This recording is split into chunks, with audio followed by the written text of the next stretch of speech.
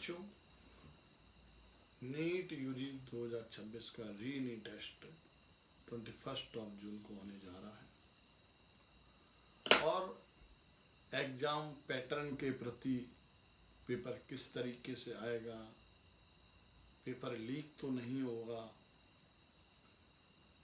और उसकी परफॉर्मेंस को लेकर आप सभी लोग प्रेशर फील कर रहे होंगे।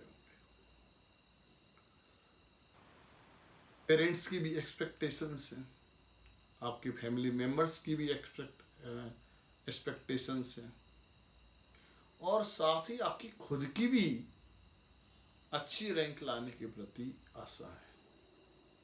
और उसकी वजह से जो एग्ज़ाम का प्रेशर है, उस प्रेशर की वजह से आपको स्ट्रेस और एंजाइटी भी हो रहा होगा।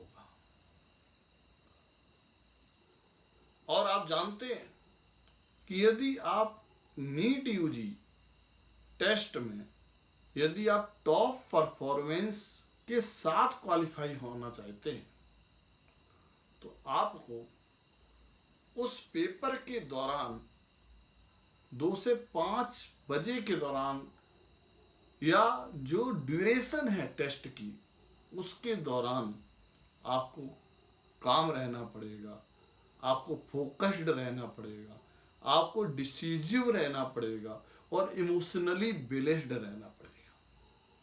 तभी आपका जो ब्रेन है वो कार्य कर पाएगा, क्योंकि ब्रेन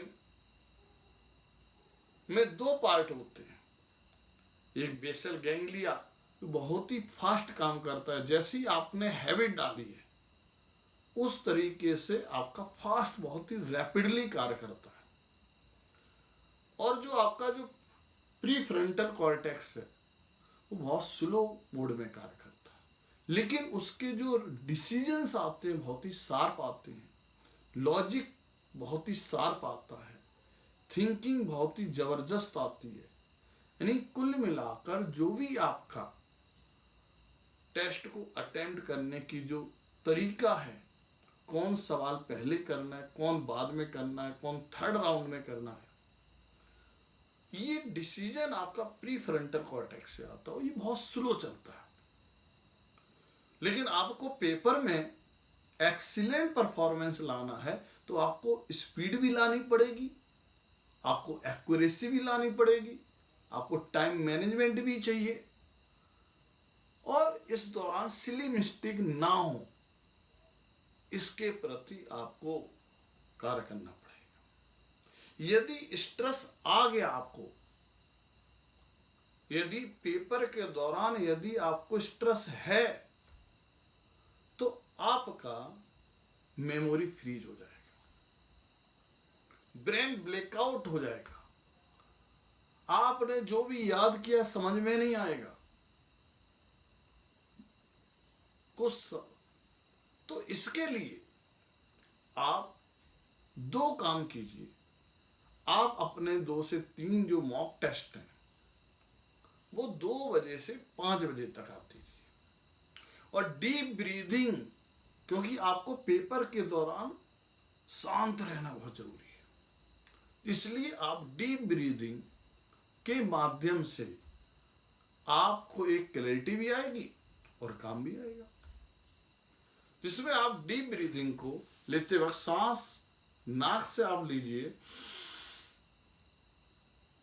और सांस को जब छोड़ेंगे तो जिस तरीके से आप स्ट्रॉ से कोई भी शेक पीते हैं उस तरीके से धीरे धीरे आप सांस को छोड़ेंगे।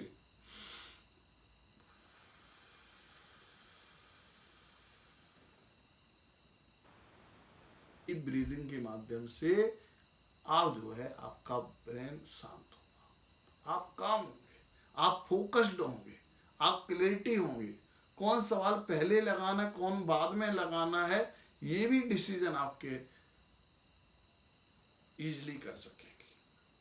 तो हम आपको सजेस्ट करना चाहते हैं कि आप पेपर के ड्यूरेशन के दौरान जो भी 2 बजे से 5 बजे तक आपका जो पेपर का टाइमिंग है, आप कल से 2 बजे से 5 बजे तक आप मॉक टेस्ट दीजिए और उसी प्रॉब्लम पहले 5 से 10 मिनट पहला आप टेस्ट अटेम्प्ट स्ट्रेटजी के अंतर्गत पहले वो सवालों पर सर्किल करें जो स्टेंट आते, इसमें सोचने की जरूरत नहीं है।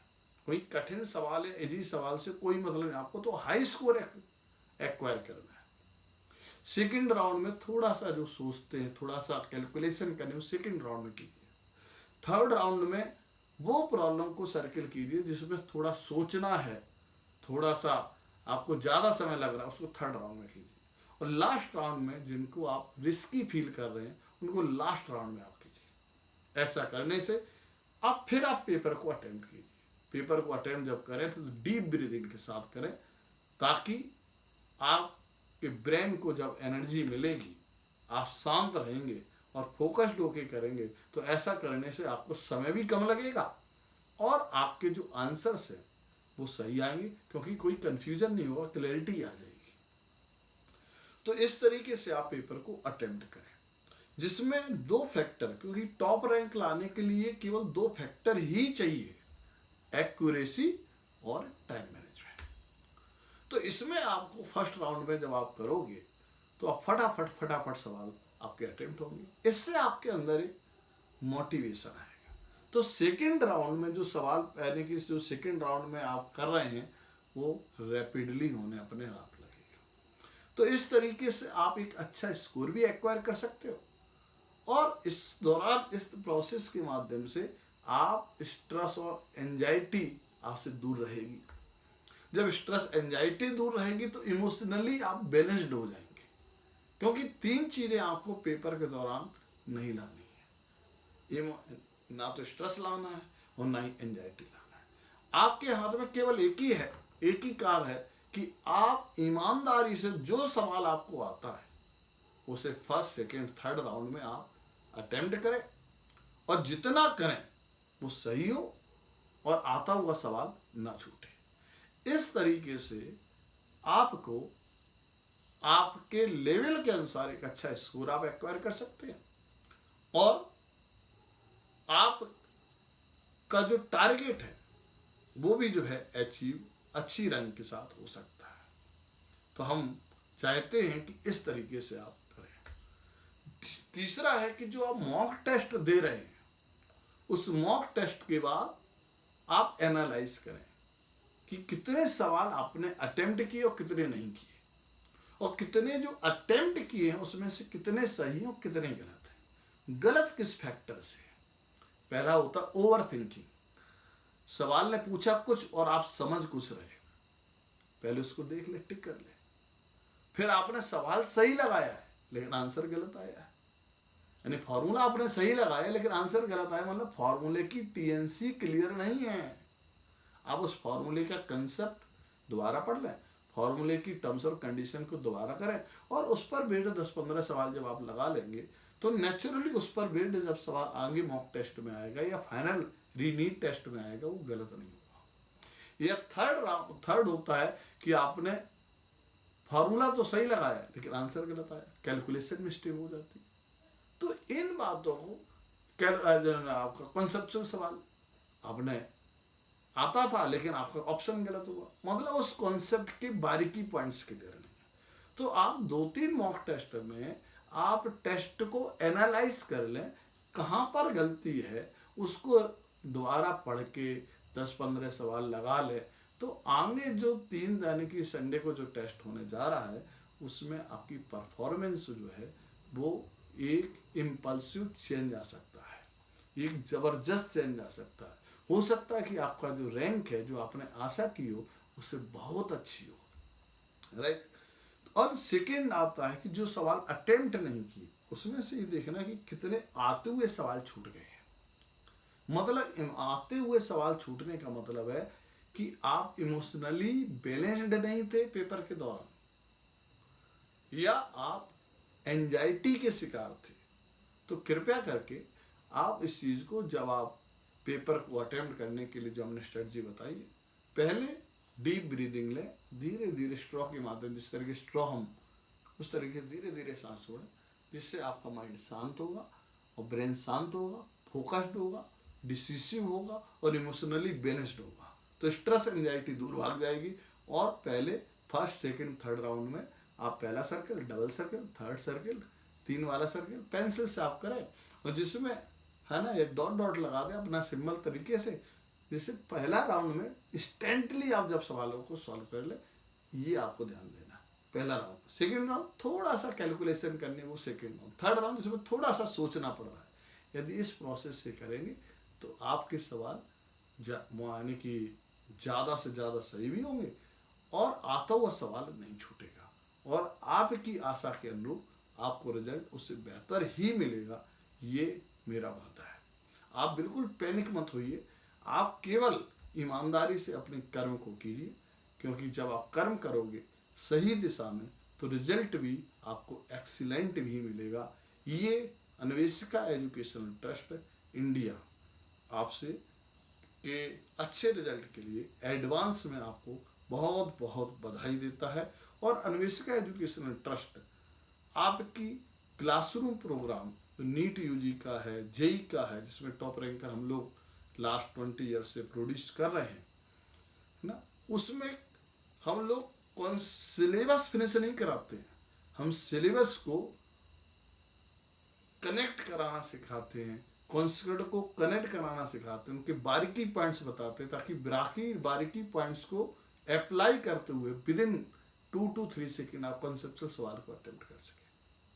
हम न्यूमेरिकल सवाल के लिए फार्मूला नहीं रटाते हैं, हम फार्मूला की टर्म्स और कंडीशन क्लियर करते हैं, ताकि आप फार्मूला की टर्म्स और कंडीशन को जब आप फॉलो करते हैं और उसके द्वारा जब प्रैक्टिस करते हैं तो कंफ्यूजन नहीं होता है, और दूसरा हर लेवल का सवाल आपसे अटेम्प्ट हो जाता है। इस तरीके से जब नीट यूजी में जो physics, chemistry and geology and botany में जो सवाल आते हैं कॉन्सेप्चुअल और न्यूमेरिकल, उनको इस स्ट्रेटजी से अटेम्प्ट कराना सिखाते हैं, और फिर टेस्ट एनालिसिस के माध्यम से उन कमियों को पहचानना सिखाते हैं, उनको रिमूव करते हैं, ताकि आपके अंदर एक्यूरेसी और टाइम मैनेजमेंट आ जाए।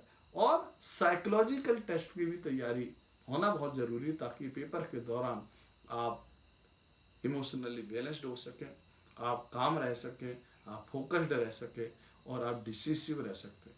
इसके लिए अन्वेषिका एजुकेशनल ट्रस्ट इंडिया आपके उज्जवल भविष्य के लिए इस तरीके से क्लासरूम प्रोग्राम को यानी कि लास्ट 5 ईयर से रन कर रहा है, जिसमें जो फैकल्टी मेंबर्स हैं वो उनका पैशन है पढ़ाना, वो सिखाने के लिए पढ़ा रहे हैं। इसलिए हम आप सभी लोगों से एडवांस में आप सभी को बधाई देते हैं कि आप सभी बच्चे अपनी लेवल के अनुसार बहुत अच्छा परफॉर्म करेंगे। जो तरीका हमने बताया है इसी को जब अप्लाई करेंगे तो हम आपसे वादा करते हैं कि जो आपने सोचा उससे आपको बेहतर ही मिलेगा। जय हिंद, जय भारत।